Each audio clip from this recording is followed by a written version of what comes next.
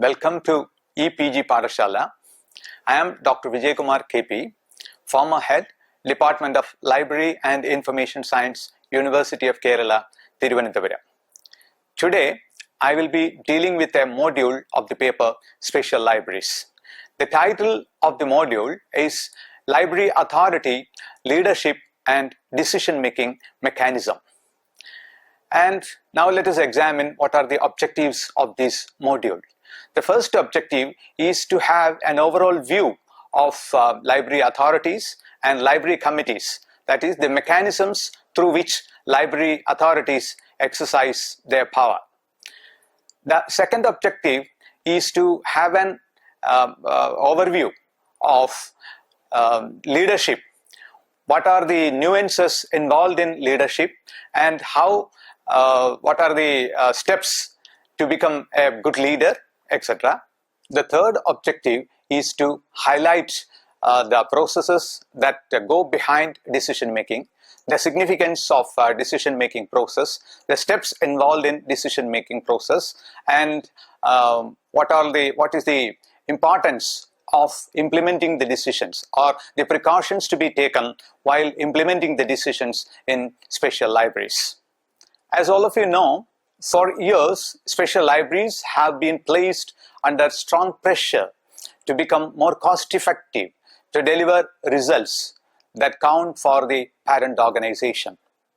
Special libraries have always been proactive. When compared with other types of libraries, they have always been proactive in adopting new technologies and have introduced innovative services to expand availability independently of time and space. All the changes in the proper direction are controlled by library authorities, which are working mostly through library committees. The leadership of these special libraries and the decision-making process have a great role in steering the libraries through turbulent times. With this background, let us examine the functioning of library authorities, then the leadership and the decision-making mechanisms in the context of special libraries. As all of you know, the term authority implies power. Power that is derived from office or character or prestige. Every organization needs to establish a system of authority so as to attain its objectives. The purpose of authority is to perform some kind of service by means of administrative process. The authority may be an individual, board of trustees, board of management, executive council at the institutional level. There can be authorities at the state or national level. In the library and information field, the term library authority is more commonly used in the public library scenario. All public library legislations have made provisions for local, regional, and state level library authorities.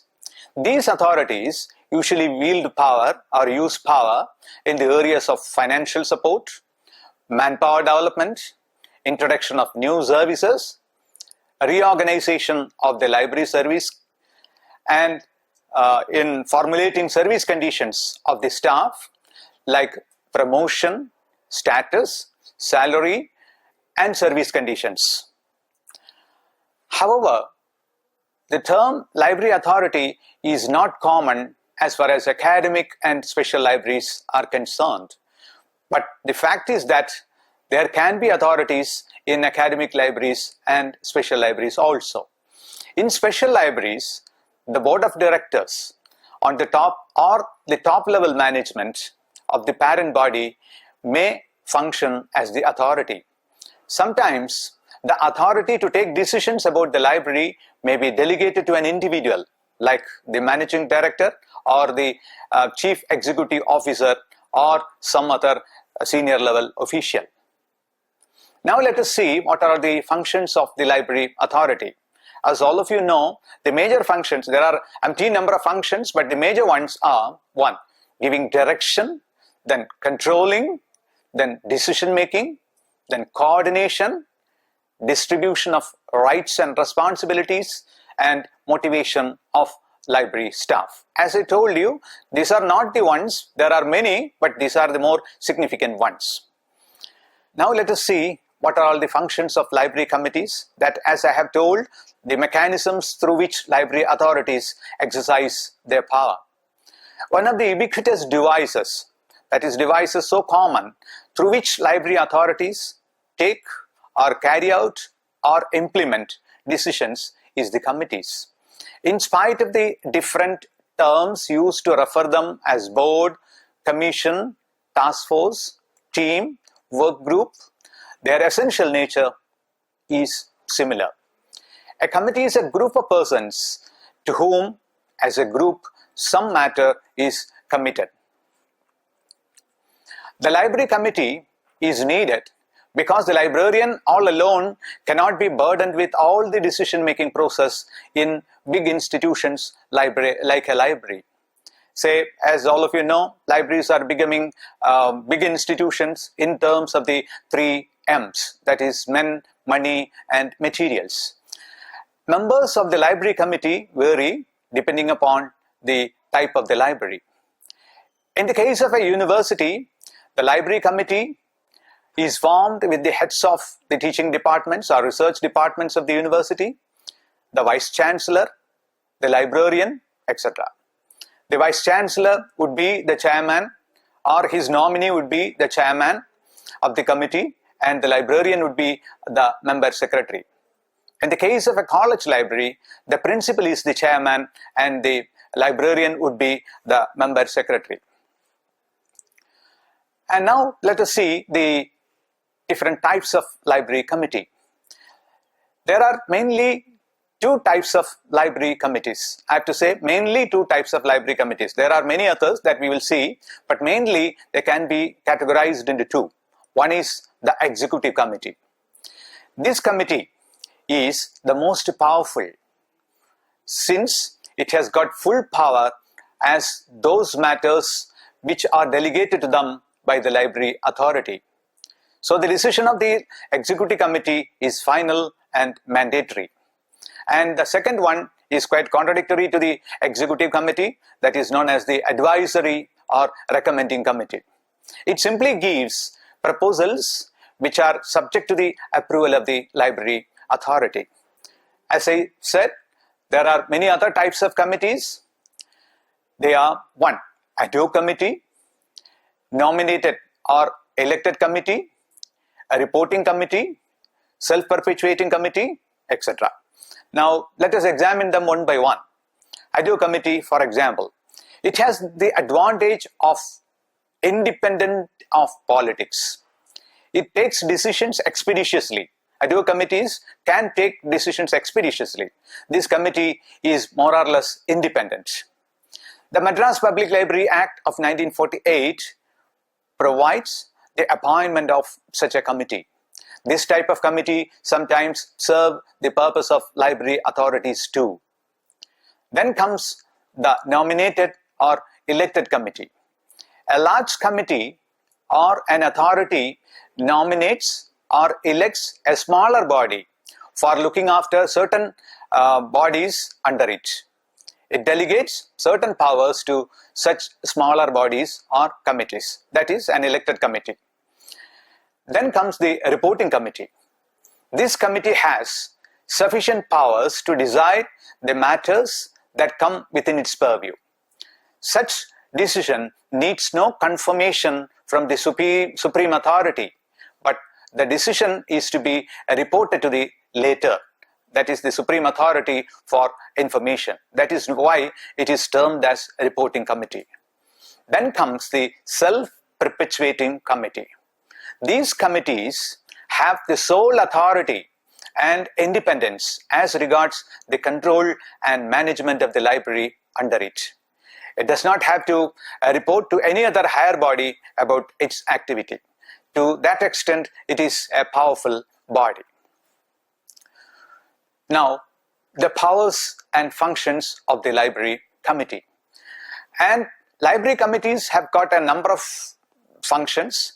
The most important of them are: 1, the selection of library personnel; then decision regarding the policy and aims of the library, then creation of rules for the well organization of the library, then direction for annual reports, then security of library properties, and finally other useful works for the development of the library.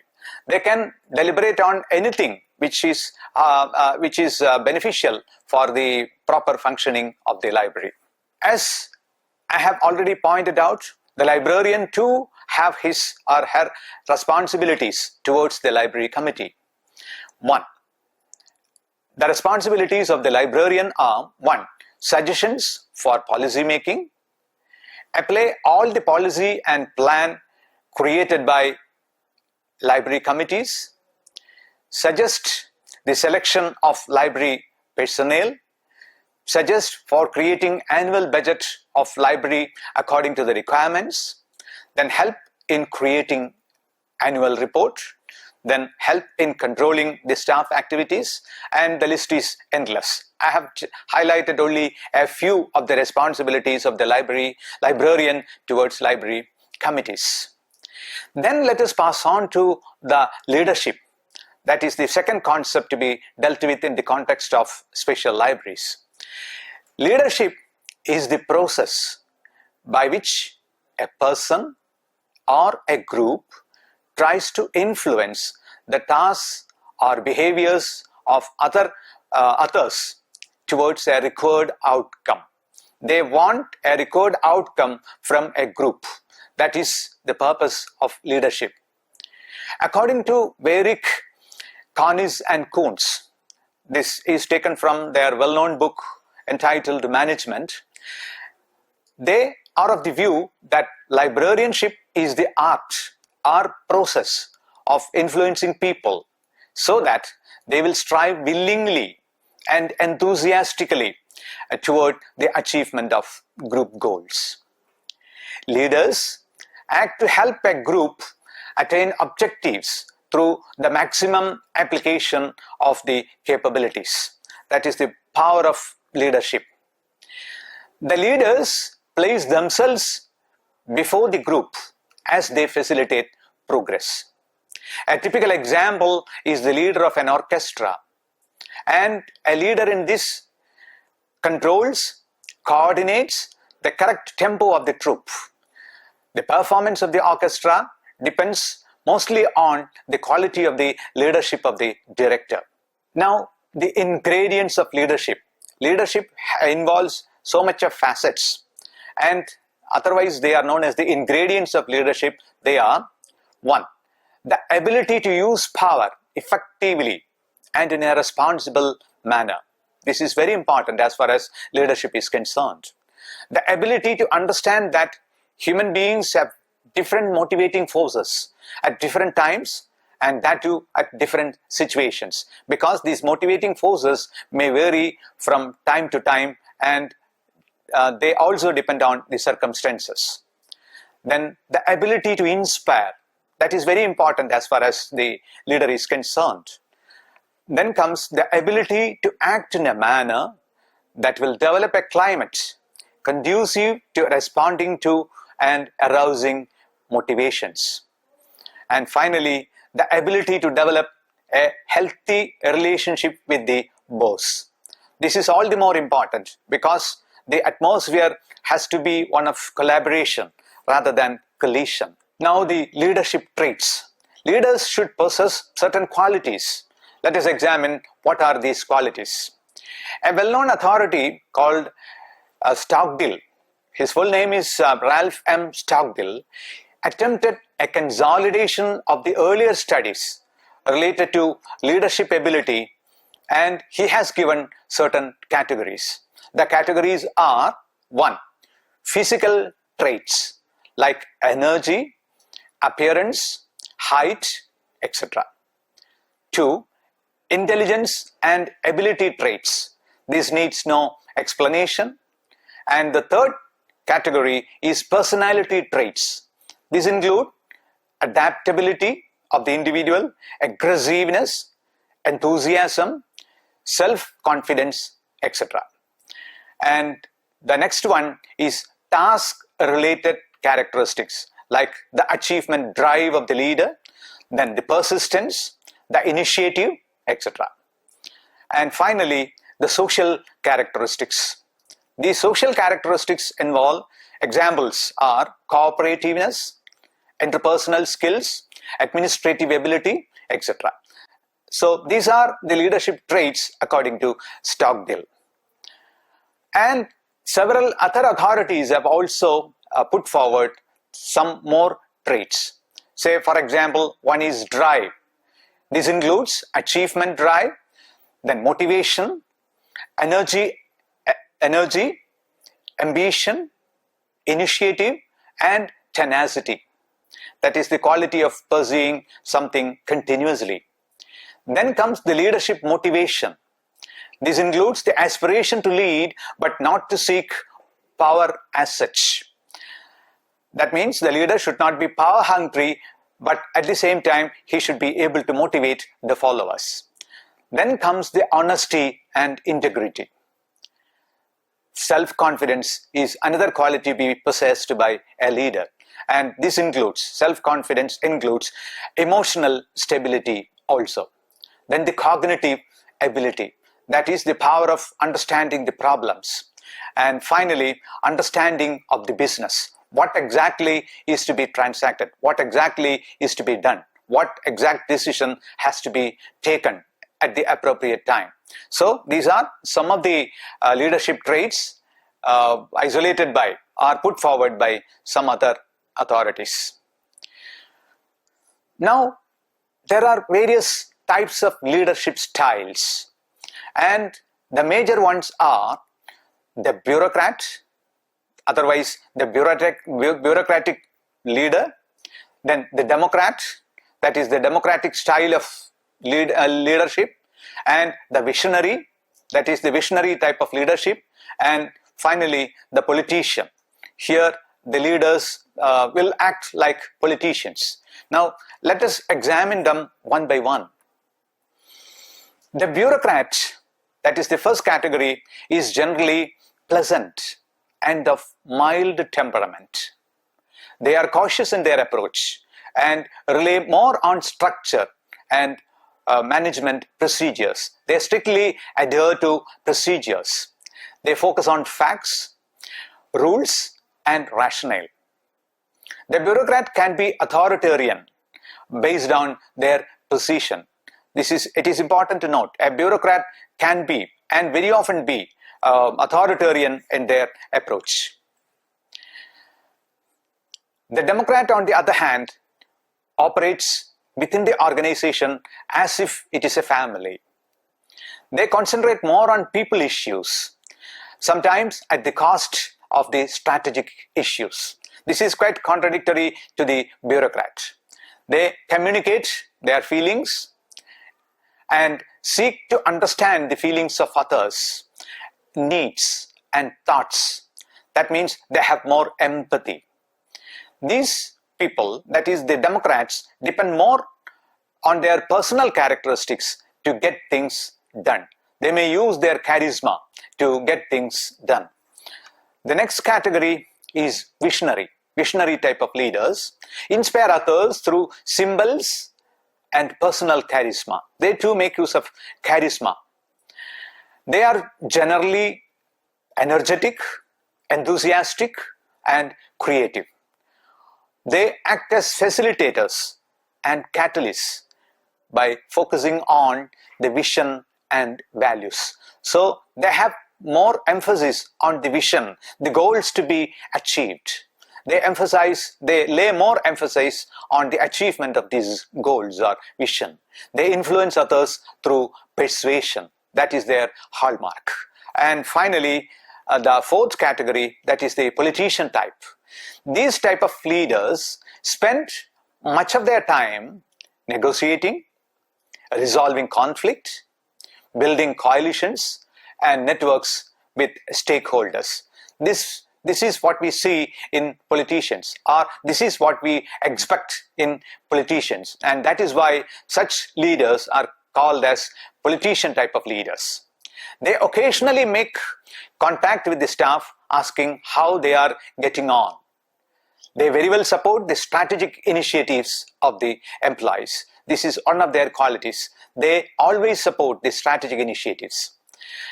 But they dispense with or ignore or avoid non-performers. The politician leaders are innovative and use a mixture of coercion or a reward. In management parlance, that is, they make use of the carrot and stick method for getting things done. Now, in the modern context, there is need for transformational leadership. Let us examine what is transformational leadership. This is the knowledge age. The expectation of in this knowledge age, the expectation of a leader is much larger and complex. Leadership is the knowledge age is of a transformational nature. The connected and intelligent world. As all of you know, this is the connected and intelligent world, and this requires a far-sighted and transformational approach from the leaders. Transformational leadership entails proactive, visionary, entrepreneurial, and risk-taking people as leaders. Now let us see what are the steps that can be adopted in order to become great library leaders, or what qualities should librarian assume in order to evolve as good leaders or great leaders. The first one is collaborative mindset. The second one is team development.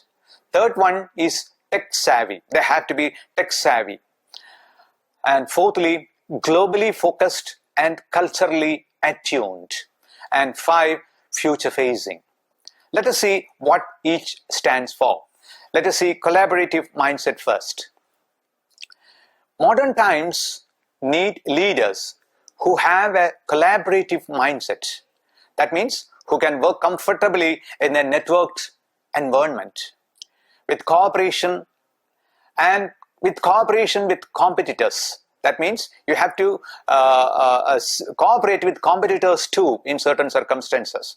And the leaders have to deal across cultures and navigate complex markets. Complex markets have become the order of the day, and you should be able to survive, and you should be able to exercise, wield a collaborative mindset in order to survive in such an environment. Then comes the team development.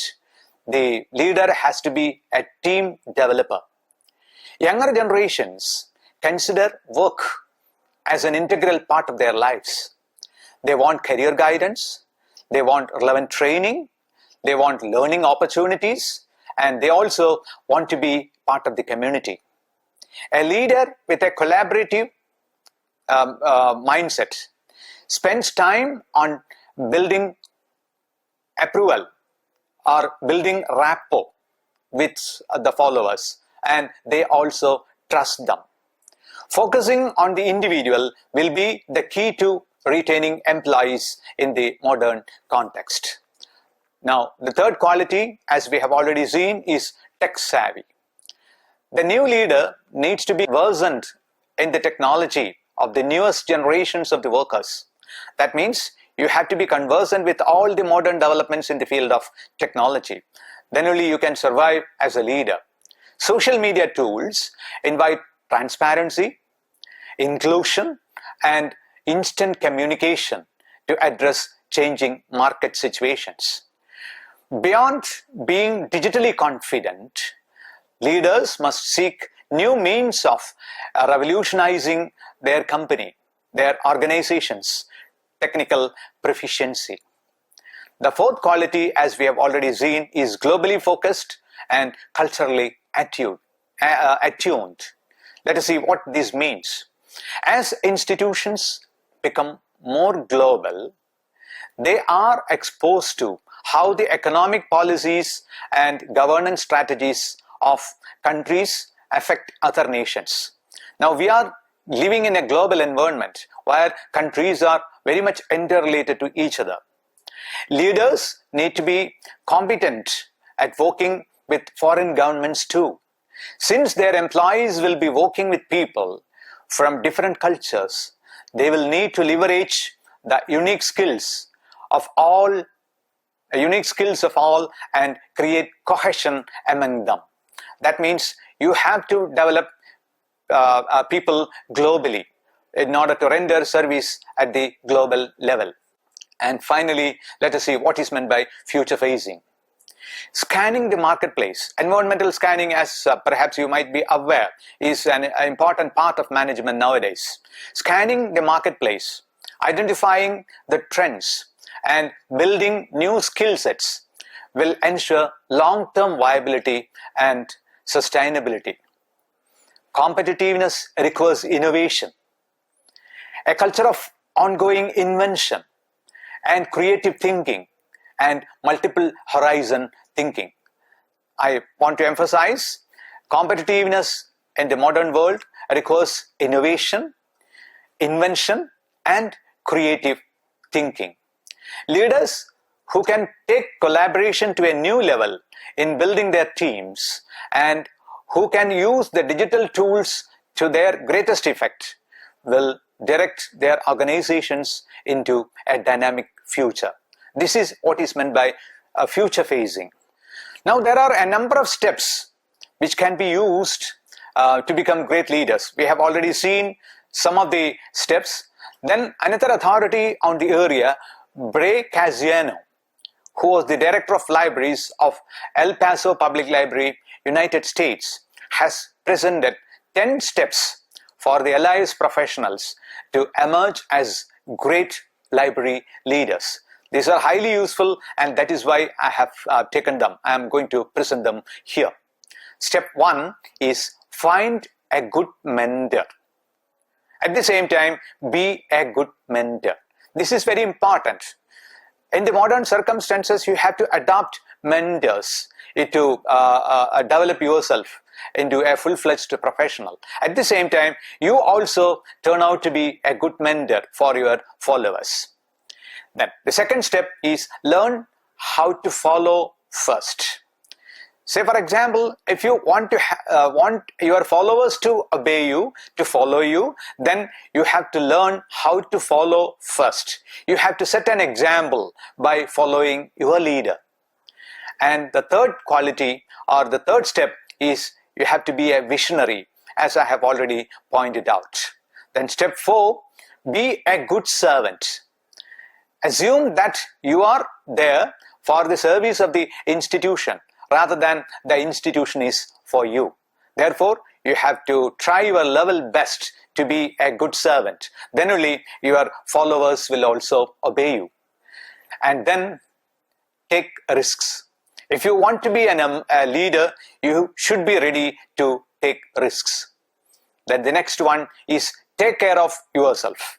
Say if you want to remain as a leader, you have to concentrate on your personal growth as well as professional growth. This is what is meant by take care of yourself. You have to pay attention to your own growth also while looking after the growth or development of your followers. And the step 7 is maintain a positive attitude. This is all the more important as far as leader is concerned. A positive, maintaining a positive attitudes toward everything. That is very much important. Then never turn down a leadership position. Whether the position that is offered to you is small or big, never shy away from that. You have to take up the challenge. That is how you can emerge as forceful leaders or effective leaders. And the next step is learn how to motivate people effectively. I have always stressed the impact of motivation on leadership. The true leader or the true leadership depends upon your ability to motivate your followers. And the last step, that is step number 10, is keep your sense of humor. Always maintain equanimity, balance of mind, and for that purpose you have to maintain your humor also. Okay, these are the 10 steps that have been adopted by Bray Casiano. Now let us pass on to the nuances of decision making. As I have already stressed in the beginning, these are all interrelated. Library authority, then the leadership, and decision making.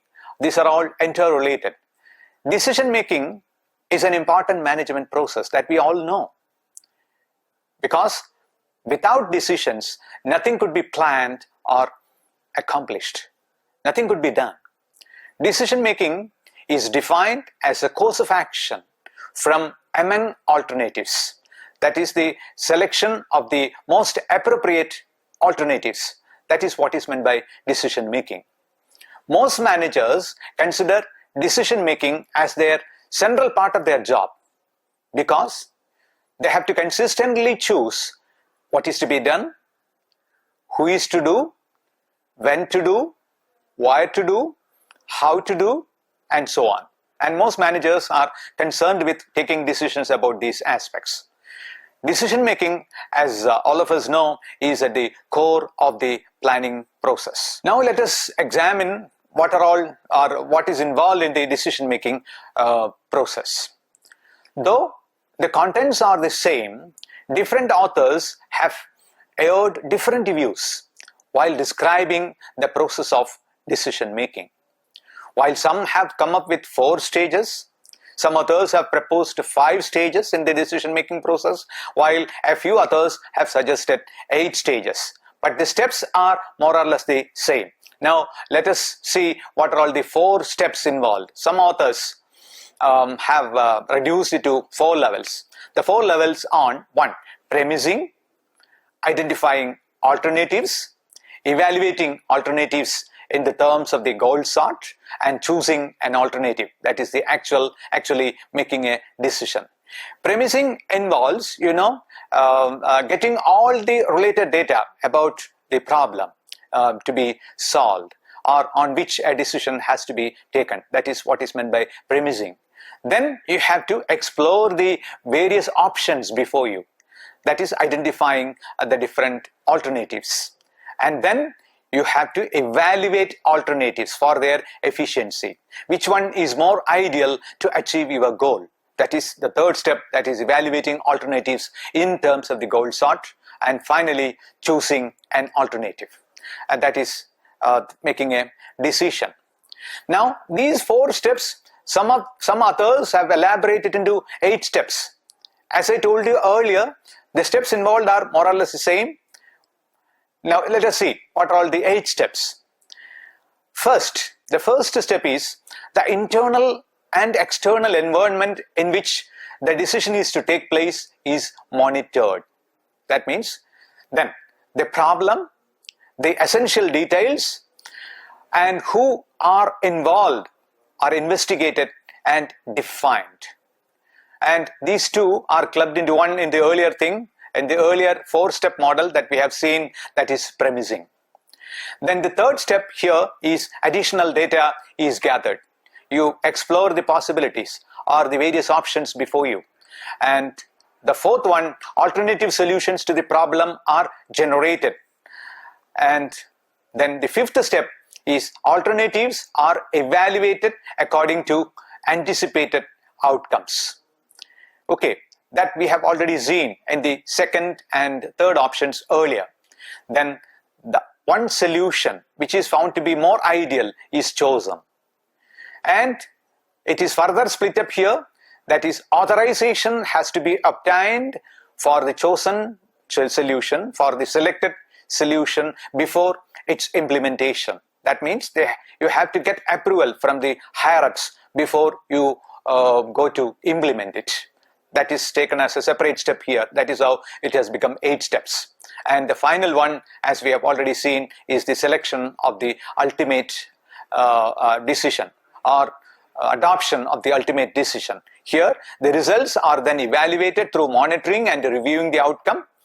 And the decision making process has to begin again if the results are found to be ineffective. Suppose you have adopted one option, and if you find that while analyzing it, if you find that there is something wrong with that, then you have to start the process again. So that's how the 4 steps are elaborated into 8 steps in the 2nd model. let us examine the various decision-making styles. There are different types of styles, but the more prominent among them are four. They are 1. Directive style, 2. Analytical style, then conceptual style, and finally behavioral style. Now let us examine them one by one. The directive style.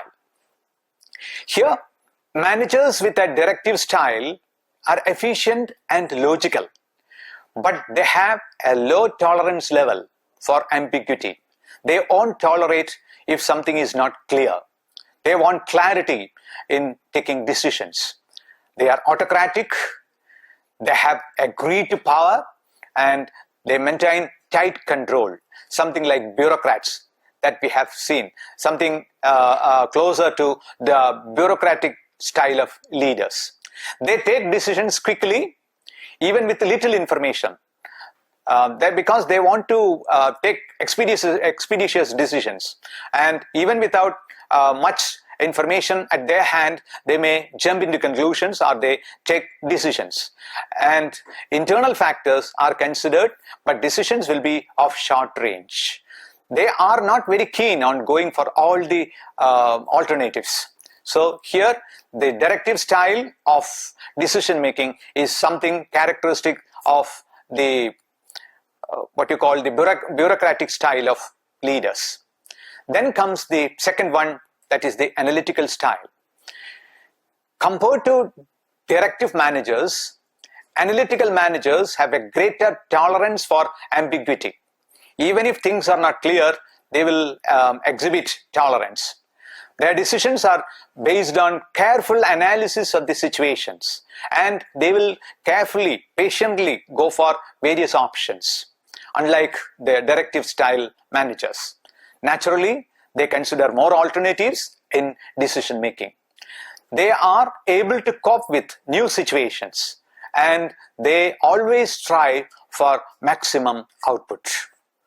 Now, the conceptual style. Conceptual style managers have broader outlook. They are visionaries.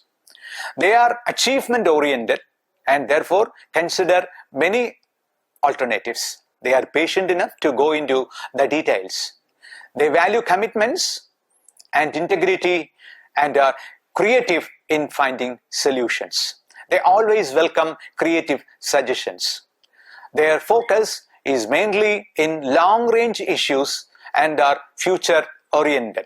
This is quite contradictory to the earlier style that we have seen. Then comes the last one, that is behavioral style, something closer to the politician style of leaders. This category is more concerned with the organization and is genuinely interested in the development of the people. They communicate easily and show empathy. This I have already highlighted while discussing the politician type of leaders. They tend to be persuasive. They will try to enforce, or they will persuade people to get things done. Their focus is short or medium range. They are not so keen as getting long range outcomes, just like the conceptual style. And these type of leaders, that is behavioral style people, use limited data and depend more on people for decision making. Just like politicians, they will be swayed by the opinions expressed by the followers. Instead of depending so much on rational data, they may try to have inputs from the people and take decisions based on the majority. That is behavioral style. Now, let us see what is meant by participative decision making, which is more ideal in the changed scenario. One of the emerging trends in decision making is participatory, that is enlisting the cooperation of all. A behavioral leader is more likely to promote participative decision making than a directive leader. An open organization is more likely to encourage participative management than a bureaucratic setup. Knowledge, ability, and interest vary among individuals and groups. Organizational constraints and the object of decision making may prevent group from decision making. Participative decision making is highly useful for resolving differences among group members, because the decisions are very often taken with the collaboration of a larger number of people rather than one or two individuals. If individuals are included in decision making, the outcomes are likely to be better, because you will be getting different views from different groups and you can arrive at a decision which is more acceptable to all, and this is the characteristic of participative decision making. In the special library context, the stakeholders means all those involved in the setup, are likely to develop an increased awareness of the information services offered from the library through participative decision making. Participative decision making gives an opportunity for the creative people, those who are with innovative ideas, to come up with new and unusual ideas which may lead to exceptionally brilliant decisions. This is the advantages, or this is the single most advantage of participatory decision making. Participatory decision making also leads to brainstorming, and brainstorming, as all of us know, enhances the possibility of using innovation and invention. Invention pertains to the development or discovery of something new. Innovation, on the other hand, is the enhancement, adaptation, and commercialization of new products, services, or processes. In a special library environment, there is much scope for adaptation of and commercialization of new products and services, especially with the help of the information technology services which are available. In the fast changing information scenario, buttressed by or supported by information and communication technology, there is tremendous scope for the use of creativity, invention, and innovation in decision making of the special library environment. Now, what are all the steps, or what are all the precautions to be taken in taking decisions in the context of libraries, especially special libraries? Decision makers in the special libraries operate in a complex and sometimes uncertain environment. Therefore, sometimes the decisions have to be taken based on the intuition or what is perceived to be facts. Suppose you are not having all the relevant facts with you, you have to go very much by the intuition of the leaders. Some of the decisions may involve emotions also. This is quite likely. While arriving at decisions, emotions play a major role. It is important for information service managers to be aware that decision making is an emotional process. Very often it is linked with the emotions of leaders as well as the followers. Feelings of self-worth, biases, and experiences affect the emotional processing of decision making. Special librarians have to take cognizance, or they have to understand this fact. Emotions also play a role in diagnosing and defining a problem, in selecting acceptable solutions, and the implementation of the solutions for solving the problems. And this aspect has to be very well accepted in the library scenario. A person's position in the information service may influence the emotional importance attached to decision making. The value of the decision and its outcome may differ at varying levels within the same information service and its parent organization. Just to cite an example, a decision that is taken regarding solving a troublesome issue at the work unit level may appear to be insignificant as far as the chief librarian or the chief executive officer is concerned. On the contrary, some of the decisions, even if they are small decisions taken at one level, may lead to far-reaching consequences at a later point of time. These points are to be borne in mind while taking decisions in libraries. Then let us try to sum up what we have already seen. Special libraries are viewed as integral parts of their parent organization's information-rich infrastructure. They are considered to be part and parcel of every parent organization. For enabling the special libraries to function more effectively in the digital environment especially, library authorities of the special libraries, their leadership and the resultant decision-making process call for a transformational approach. This is what I have been stressing all through. Authority implies power, and this power is derived from office or character or prestige. When the term authority is used in managerial settings, it usually refers to the power of position. Though the role of library authorities is well defined in the case of public libraries, especially through the public library legislations, it is not so in the case of special libraries, as we have already seen.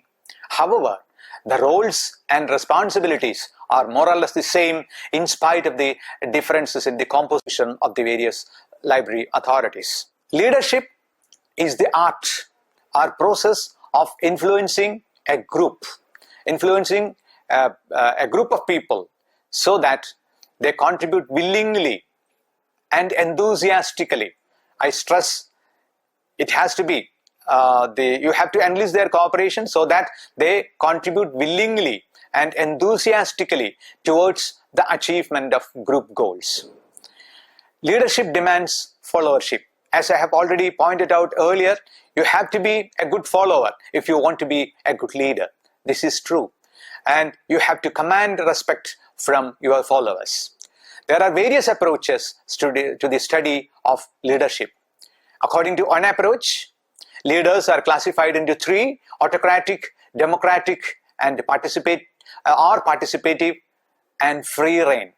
So they are autocratic, democratic or participative, and free reign leaders.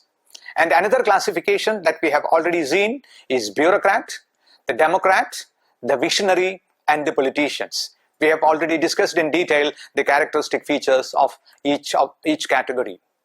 Leadership issues in libraries are very important when deployment to ICTs is to be considered. You have to be scrupulous in taking decisions as to the adoption of ICTs in the library environment.